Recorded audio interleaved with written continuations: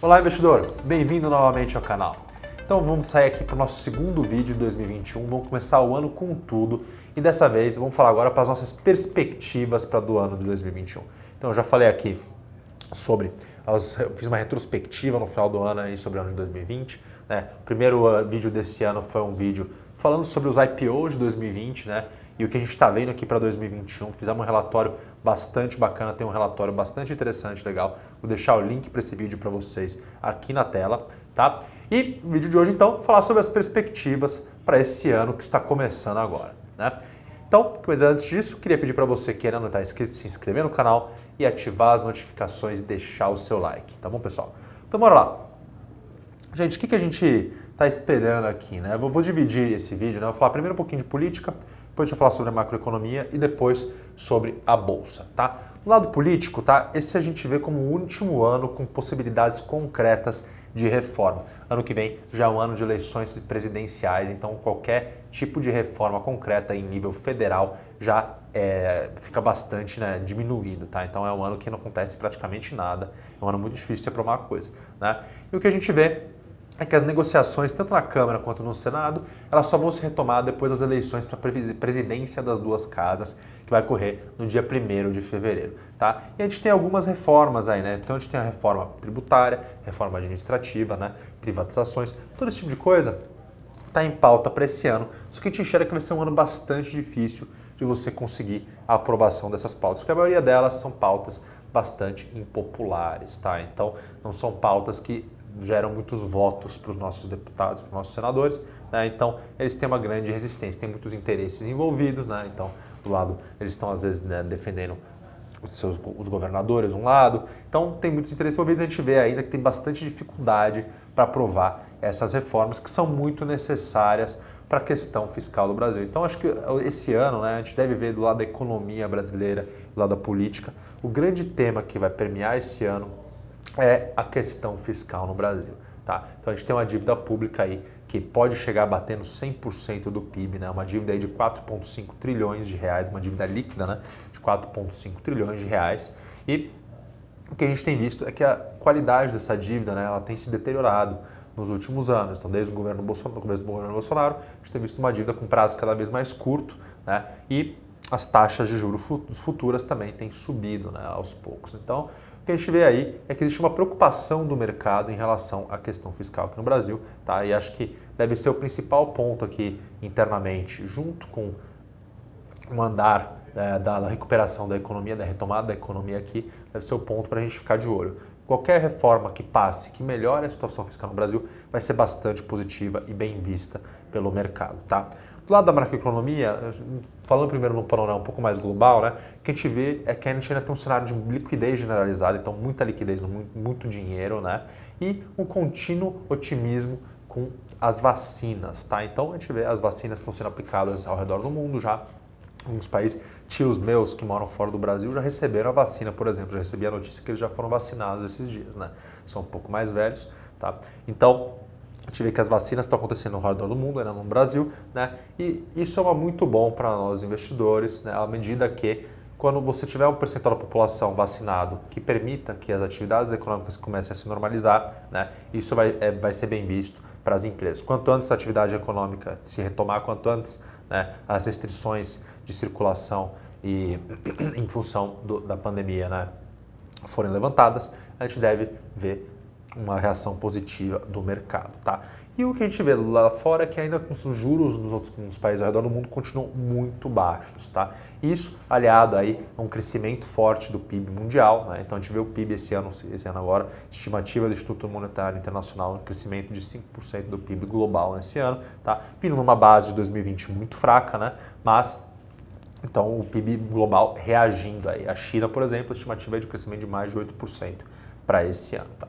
No Brasil, o cenário que a gente vê, por outro lado, é o cenário de um pouco de pressão inflacionária, né? Então a gente vê aí a possibilidade dos juros voltarem a subir. O mercado já precifica, o relatório Focus já mostra para a gente que no final de 2021 é uma taxa de Selic a 3%, né?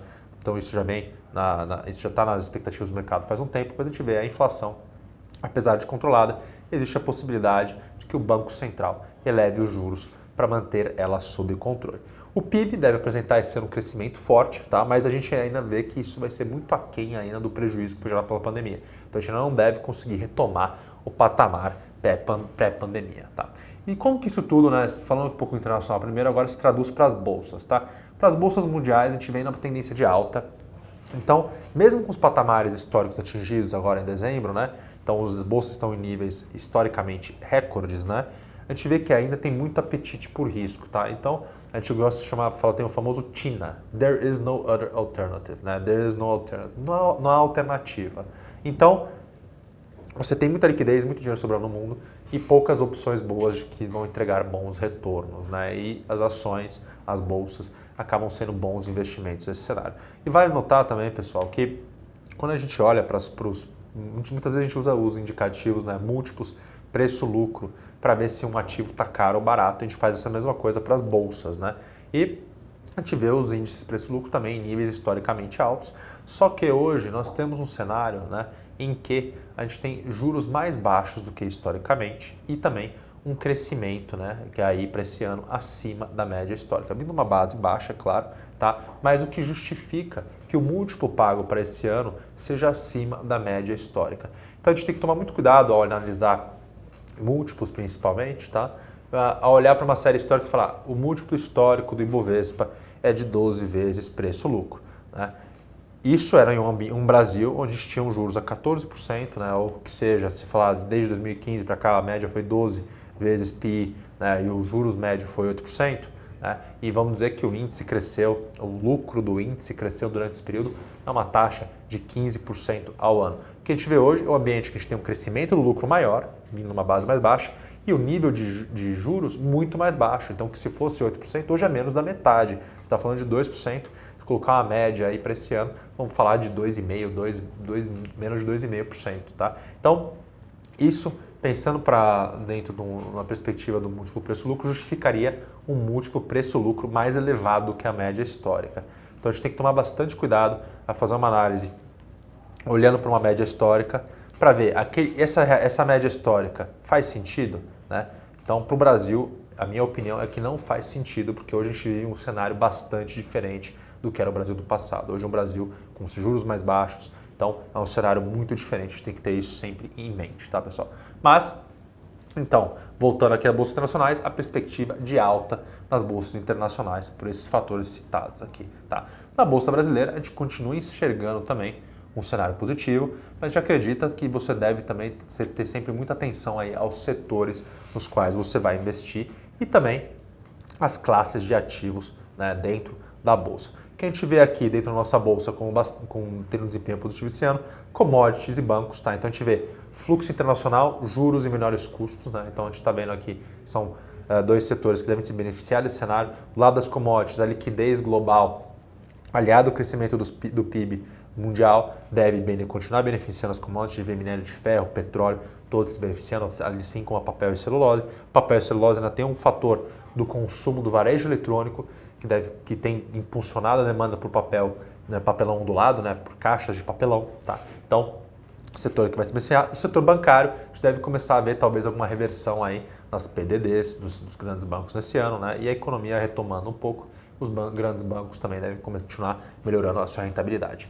Outro setor que vale notar que a gente gosta é o setor de saúde, de varejo alimentar, infraestrutura e infraestrutura de e-commerce, desculpe, tá? Então, são setores aí que são essenciais para a economia. Vocês têm visto muito M&A, muitas fusões e aquisições ocorrendo no setor de saúde, principalmente, né? O setor está muito aquecido, tá? E assim como o setor ligado a e-commerce, né? Então são setores aí que têm crescido forte, são tendências seculares. A gente tem as varejistas de e-commerce também, que ano passado já foram muito bem, a gente acredita que devem continuar performando bem. Em um cenário que o Brasil cresça mais forte do que esperado, a gente acredita, né? Então, a gente está falando desses daqui são alguns setores, né, commodities, bancos, saúde, varejo alimentar e empresas ligadas a e-commerce, são empresas que a gente vê aí no cenário base indo bem. Em um cenário em que a a economia brasileira vá melhor do que o esperado, a gente vê que bens de capital, como construção civil e infraestrutura, devem ser setores que vão performar melhor do que a média do mercado, tá? Então esses são alguns setores aí que a gente vê para vocês ficarem de olho nesse ano agora, em 2021, começando o ano, tá, pessoal? Eu vou mostrar para vocês agora uma imagem, né, que eu acho que é interessante, só para fechar o vídeo, né, vamos lembrar o que aconteceu no ano passado. Então, ano passado, né, subindo para vocês aqui a imagem, foi um ano que a melhor classe de ativos foi o ouro, tá? Então, um ano bastante interessante, né? E os investimentos no exterior aí seguindo, né, seguindo o ouro. Então, a gente vê a Nasdaq aqui, que foi subindo 43%, o dólar foi um ativo que se valorizou muito, foi um ativo que tem uma performance positiva, e aqui você tem até o prefixado rendendo 6,6%.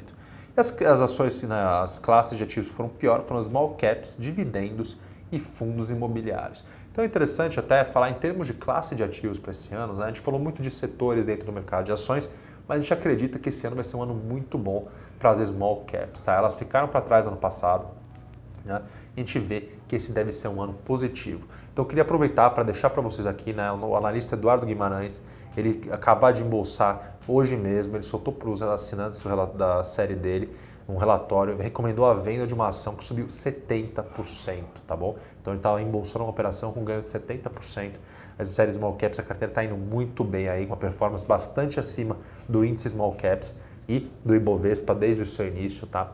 Muitos assinantes bastante contentes com a performance da carteira do Edu, né? E então queria deixar para vocês aqui uma recomendação, estou deixando o link na descrição do vídeo para quem quiser conhecer melhor essa série Small Caps do Edu, recomendo a todos. Tem o link lá na descrição do vídeo, tá bom, pessoal? Então, Small Caps é uma classe de ativos, né? Falando de classe de ativos que eu acredito que vai bem. E a outra, acredito que vai bem nesse ano também, é o de fundos imobiliários, que foi a pior classe de ativos ano passado. E aqui vale um pequeno adendo, né? Então, pessoal, dentro de fundos imobiliários, é muito importante saber escolher o tipo de fundo, a classe de dentro de fundos, né? Ali o tipo de fundo imobiliário que você vai investir, tá? A gente continua com uma visão bastante positiva com fundos ligados, né, ao e-commerce, tá? Então fundos aí ligados à logística. E aqui na Levante nós temos uma recomendação até de um fundo dentro desse perfil que eu comentei com vocês agora, é o XP Industrial XPIN11, tá? Então vocês podem pesquisar, vou deixar também na descrição do vídeo o relatório sobre quando a gente fez o lançamento dessa recomendação do XP Industrials, tá? Então a gente acredita, então, dentro de fundos imobiliários, você tem que saber escolher o melhor cavalo. Esse fundo é um dos que a gente está recomendando abertamente aqui, tá bom?